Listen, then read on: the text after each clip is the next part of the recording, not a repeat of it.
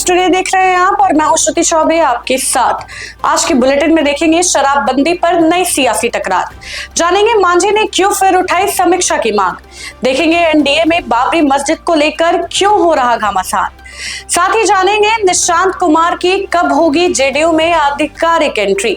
लेकिन उससे पहले नजर डालते हैं आज की बड़ी हेडलाइंस पर। बिहार में शराबबंदी पर नई सियासी टकरार, मांझी ने फिर उठाई समीक्षा की मांग, देसी शराब को बताया फायदेमंद, सीएम नीतीश की तारीफ के बाद शराब नीति पर कसा तंज। एनडीए में बाबरी मस्जिद पर टकराव तेज, जेडीयू सांसद बोले बंगाल में मस्जिद बननी चाहिए। बीजेपी ने कहा अब देश में कोई बाबर पैदा नहीं होगा। बिहार में बुलडोजर की राजनीति तेज, गृह मंत्री सम्राट चौधरी ने माफियाओं पर कार्रवाई का ऐलान किया, लेकिन जमीन पर गरीबों की झोपड़ियां ज्यादा दही।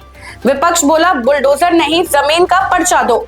बेगूसराय से समस्तीपुर तक विरोध और हिंसा ने बढ़ाई सियासी गर्मी। पटना में नीतीश निशांत के पोस्टर लगे, जेडीयू में चर्चा तेज, नीतीश सेवक मांगे निशांत और अब पार्टी की कमान संभालेंगे निशांत भाई जैसे संदेशों के साथ 10वीं बार सीएम बने नीतीश को पोस्टर में दिखाया गया वारिस चुनते। पटना पीएमसीएच में 3 साल की बच्चे की मौत के बाद हड़कंप, परिजनों ने डॉक्टरों पर लगाया एनेस्थीसिया ओवरडोज और लापरवाही का आरोप।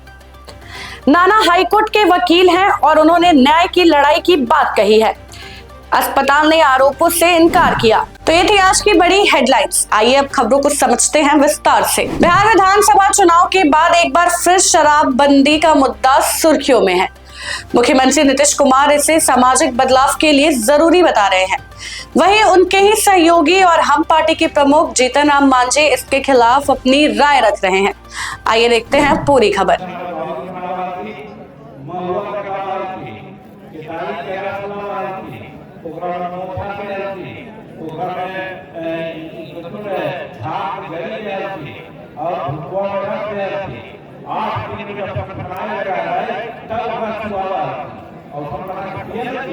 दरअसल गया जी में आयोजित एक कार्यक्रम को संबोधित करते हुए केंद्रीय मंत्री जीतन राम मांझी ने पहले बिहार के मुख्यमंत्री नीतीश कुमार की जमकर प्रशंसा की।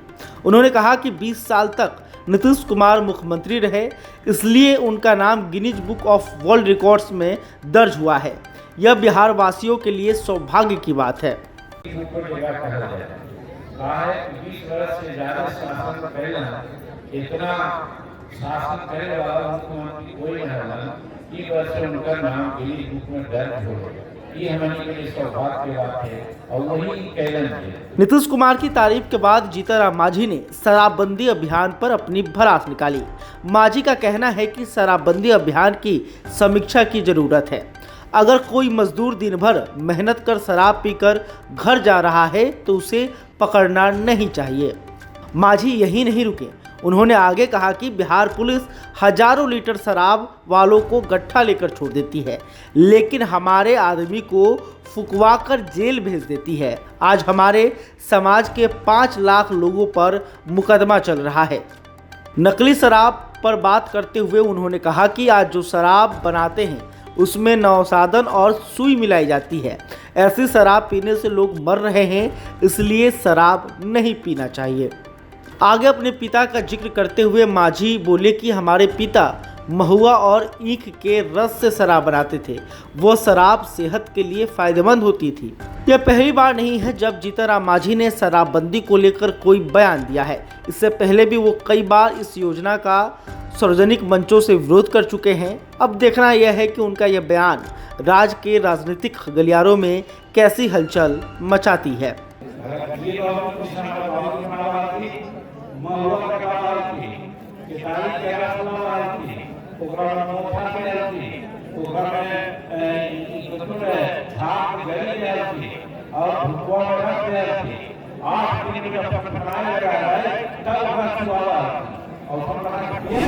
बाबरी मस्जिद के निर्माण को लेकर एनडीए में ही घमासान होता दिख रहा है। एक तरफ जहां बीजेपी इसका खुलकर विरोध कर रही है, वहीं दूसरी तरफ नीतीश कुमार की पार्टी इसके समर्थन में आ गई है। देखते हैं पूरी रिपोर्ट। जेडीयू सांसद कौशलेंद्र कुमार ने कहा कि बंगाल में बाबरी मस्जिद बनना चाहिए। संवैधानिक व्यवस्था में सभी को जीने का अधिकार है। देश है जो सबसे बड़ा संवैधानिक व्यवस्था का देश है। हर जाति और धर्म के लोग इस देश में रहते हैं सबको इस लोकतंत्र में अधिकार है अपने अपने धर्म को मानने का। अगर वहाँ बाबरी मस्जिद बना है या बनना शुरू हुआ है तो अच्छी बात है। जो लोग उस धर्म के मानने वाले लोग हैं उनके लिए तो अच्छा ज़रूर है। बताया जाता है कि बाबर आतताई था, यही कारण है कि उसका जब बाबरी मस्जिद बन गई तो उसका विरोध हो रहा है, तो आप समर्थन में है या? देखिए, बाबर को मैंने देखा नहीं, हम लोगों ने पढ़ा है। तो बाबर क्या थे नहीं थे, अब उसके बाद हम उसके प्रति हम नहीं कहना चाहते हैं। लेकिन हिंदुस्तान की जब आज़ादी मिली तब से जो संवैधानिक व्यवस्था बनी है, उस संवैधानिक व्यवस्था में सबको जीने का अधिकार है, सबको अपना अपना धर्म का प्रचार करने का अधिकार है। इस पर हम लोग को बोलना ठीक नहीं है। तो क्या लगता है कि बाबरी मस्जिद बनना सही है? एकदम सही है, कहे नहीं सही, उनके लिए बनना चाहिए। क्या बंगाल में बनना चाहिए? बनना चाहिए, उसमें क्या दिक्कत है? वहाँ के मानने वाले लोग हैं, सारे मुस्लिम धर्म के लोग मना रहे हैं, तो बनना चाहिए, उसमें क्या दिक्कत है? आप लोग कहना क्या चाहते हैं? बीजेपी के तो लोग बीजेपी का शासन है और विरोध कर रहे हैं बीजेपी। नहीं, ऐसा नहीं है। तो ममता जी ने ही विरोध कर दिया। ममता जी ने एक मुस्लिम विधायक को, एमएलसी को पार्टी से निकाल दिया। वहीं बीजेपी इसका लगातार विरोध करती आ रही है। बिहार के उप मुख्यमंत्री विजय सिन्हा ने तल्ख लहजे में कहा था कि अब भारत में कोई बाबर पैदा नहीं होगा। दोबारा कोई बाबर पैदा ही नहीं होगा। जो भारत की भूमि पर फिर से कोई बाबरी मस्जिद बना ले। माँ भारती के संतान जग चुका है और अब बाबर का कोई भी औलाद बाबरी मंदिर भारत में नहीं बनाएगा। भारत में भगवान राम का मंदिर, माँ जानकी का मंदिर ही बनेगा। बिहार के नए गृह मंत्री सम्राट चौधरी ने पद संभालते ही बड़ा ऐलान कर दिया है। उन्होंने कहा है कि अब जमीन, शराब और बालू माफिया को नहीं बख्शा जाएगा। उनके इस सख्त तेवर की बाद पूरे राज्य में बुलडोजर कार्रवाई शुरू हो गई है। आइए देखते हैं पूरी रिपोर्ट। बिहार के नए गृह मंत्री सम्राट चौधरी ने पद संभालते ही साफ शब्दों में ऐलान कर दिया, जमीन, शराब और बालू तीनों तरह की माफियाओं को किसी भी हालत में नहीं छोड़ेंगे। अब तक 400 लोगों की पहचान हो चुकी है और 1200 की नई लिस्ट तैयार है। कोर्ट से आदेश लेकर सबको ध्वस्त करेंगे और जेल भेजेंगे। सम्राट चौधरी की इस एक घोषणा के बाद पूरे बिहार में बुलडोजर एक्शन की बयार चल पड़ी है। समर्थकों ने तो उन्हें यूपी के मुख्यमंत्री योगी आदित्यनाथ की तर्ज पर बुलडोजर बाबा तक कहना शुरू कर दिया है। लेकिन सवाल ये है कि क्या बिहार में भी वही मॉडल लागू हो रहा है जो उत्तर प्रदेश में दिखा, या फिर बिहार का बुलडोजर एक अलग ही दिशा में चल पड़ा है। उत्तर प्रदेश में योगी आदित्यनाथ के नेतृत्व में अपराधियों और माफियाओं की अवैध संपत्ति पर सीधी चोट हुई। अतीक अहमद, मुख्तार अंसारी, मुन्ना बजरंगी, संजीव जीवा जैसे कुख्यात अपराधियों के आलीशान ठिकाने दहा दिए गए। रेप और मर्डर के कई अपराधियों के घरों पर भी बुलडोजर चला, यानी वहां बुलडोजर बना अपराध के खिलाफ सीधा हथियार। लेकिन बिहार में तस्वीर कुछ अलग दिख रही है। अब तक करीब 200 से ज्यादा जगहों पर बुलडोजर कार्रवाई हो चुकी है, जिसमें करीब 95% कार्रवाई अतिक्रमण हटाने के नाम पर दुकान, ठेलों और झोपड़ियों पर हुई है। इनमें ज्यादातर छोटे दुकानदार, रेहड़ी पटरी वाले और गरीब परिवार शामिल हैं। जिन जमीन, शराब और बालू माफियाओं के खिलाफ सबसे पहले ऐलान हुआ था, उन पर अभी सीधे तौर पर बुलडोजर चलता नजर नहीं आया है। बेगूसराय में बुलडोजर कार्रवाई के खिलाफ विरोध का अनोखा तरीका देखने को मिला। यहाँ केंद्रीय मंत्री गिरिराज सिंह के एक बड़े समर्थक ने विरोध में अपनी बड़ी सी शिखा काट दी। इतना ही नहीं, हिंदू संस्कृति का प्रतीक माने जाने वाले पीले गमछे को कुत्ते को पहनाकर अपना आक्रोश जाहिर किया। मैं टिक्की भी बचपन से रख लेते हैं, लेकिन आज मुझे ये घर हट गया, सोचते हैं टिक्की भी हटा देते हैं। मुझे गमछा भी पसंद नहीं है, मुझे बस चले तो मैं ये काला कुत्ता को भी बना सकता हूँ, मुझे कैसे रिजेक्ट, मैं टिक्की भी काट दूंगा। केवल सरकार यहाँ का संसदीय गिरिराज सिंह है, मोदी जी हैं, नीतीश जी हैं, ये सब टिक्की रखे बैठे हुए, इसीलिए हम टिक्की आज हटाने का काम करेंगे। आप मेरे सामने हम बोल रहे हैं, लीजिए, मैं आपको मजाक लगता था, आप दे दिया, देखिए हम हटाने का काम करेंगे। देखिए गुस्सा में हम क्या करेंगे, हम क्या टिक्की लेकर चले जाइए, मेरा घर ले लिए हैं तो मेरा टिक्की भी ले जाइए आप। तो ये थी आज की बड़ी खबरें। आइए बाकी की खबरों को देखते हैं फटाफट। पटना में में जेडीयू दफ्तर और कई चौक चौराहों पर नीतीश कुमार और उनके बेटे निशांत कुमार के पोस्टर लगाए गए हैं। पोस्टर में लिखा है, नीतीश सेवक मांगे निशांत, और अब पार्टी की कमान संभालेंगे निशांत भाई।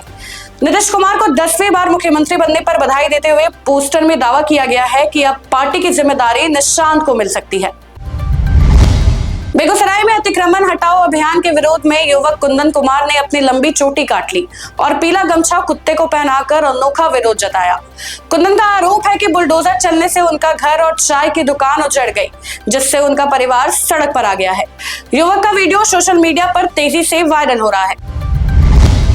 राजगीर आयुध निर्माली को एक मेल के जरिए 7 बम लगाने की धमकी दी गई है, जिसके बाद सुरक्षा एजेंसियां हाई अलर्ट पर हैं। ईमेल तमिलनाडु से भेजे जाने की बात सामने आई है और इसमें भड़काऊ बातें भी लिखी गई थी। सीआईएसएफ ने फैक्ट्री परिसर की तलाशी शुरू कर दी है, हालांकि अब तक कुछ संदिग्ध नहीं मिला है। मामला साइबर सेल और राष्ट्रीय सुरक्षा एजेंसी को सौंप दिया गया है और पुलिस ने इसे दहशत फैलाने की साजिश माना है। पटना के दिग्घा चेकपोस्ट पर एनएमसीएच डॉक्टर बीएन चतुर्वेदी और एसआई उपेंद्र शाह के बीच झड़प मारपीट में बदल गई। डॉक्टर और उनके ड्राइवर का आरोप है कि पुलिस ने कॉलर पकड़कर पिटाई की और पैसे मोबाइल भी छीन लिए, जबकि एसआई ने भी डॉक्टर पक्ष पर मारपीट और चेन छीनने का आरोप लगाया है। दोनों ओर से एफआईआर दर्ज की गई है और मामले की जांच शुरू हो गई है। एसआई उपेंद्र शाह इससे पहले प्रेग्नेंट महिला पर स्कूटी चढ़ाने के वीडियो को लेकर भी विवाद में है। महुआ के अविनाश, जो चुनावों के दौरान तेज प्रताप यादव के साथ अक्सर दिखते थे और अपने अनोखे अंदाज से वायरल भी हुए, अब उन्होंने तेज प्रताप पर गंभीर आरोप लगाए हैं। अविनाश का दावा है कि उनके साथ अन्याय हुआ है और वे इसका खुलासा जल्द करेंगे। दानापुर के गोला रोड पर एक तेज रफ्तार कार अचानक बेकाबू हो गई और सड़क किनारे चल रहे लोगों पर चढ़ गई। हादसे में एक बुजुर्ग गंभीर रूप से घायल हुए हैं और कई लोग जख्मी हुए हैं। घटना सीसीटीवी में कैद है, जिसमें हादसे के बाद चालक के भागने की कोशिश भी दिखती है। पुलिस फुटेज के आधार पर चालक की तलाश कर रही है। मुजफ्फरपुर के रामपुर हरी थाना क्षेत्र में अज्ञात बदमाशों ने एक युवक को गोली मार दी, जिससे उसकी मौके पर ही मौत हो गई। मृतक की पहचान धर्मपुर निवासी मिंटू शाह के रूप में हुई है। घटना के बाद इलाके में दहशत फैल गई। सूचना मिलते ही पुलिस मौके पर पहुंची और जांच में जुट गई। पटना में अब नया घर, अपार्टमेंट या व्यावसायिक भवन बनाने के लिए सीसीटीवी कैमरा लगाना जरूरी होगा, नहीं तो नक्शा पास नहीं होगा। शहर में सुरक्षा बढ़ाने के लिए नगर निगम और स्मार्ट सिटी मिलकर सभी थाने, दुकान और अपार्टमेंट्स में कैमरे सुनिश्चित करेंगे। खाली फ्लैट्स में होने वाली चोरी रोकने के लिए अपार्टमेंट की जानकारी और सुरक्षा मजबूत किया जाएगा। पटना पीएमसीएच में पैर के ऑपरेशन के बाद 3 साल की अवंतिका की मौत हो गई। परिजनों का आरोप है कि उसे एनेस्थीसिया का ओवरडोज दे दिया गया था और डॉक्टरों ने लापरवाही दिखाई। बच्चे के नाना, जो हाईकोर्ट में वकील हैं, उन्होंने पोस्ट कर डॉक्टरों पर गंभीर आरोप लगाए हैं और न्याय की लड़ाई लड़ने की बात कही है। वहीं अस्पताल ने लापरवाही से इनकार कर दिया है। बिहार में न्यूनतम तापमान 8 डिग्री सेल्सियस पहुंचने से ठंड और कनकनी बढ़ गई है। पछुआ हवा 30 किलोमीटर प्रति घंटे की रफ्तार से चलने के कारण रात में सर्दी और ज्यादा महसूस हो रही है, जबकि सुबह घना कोहरा छाया रह रहा है। कोहर की वजह से 60 ट्रेनें लौटी, 4 कैंसिल हुई और 1 रीशेड्यूल हुई। मौसम विभाग के अनुसार अगले 1 सप्ताह तक शीतलहर की संभावना नहीं है, लेकिन तापमान में गिरावट जारी रहेगी। तो ये थी आज की बड़ी खबरें। बाकी ऐसी ही खबरों के लिए बने रहें बिहार न्यूज टुडे के साथ। तब तक के लिए धन्यवाद।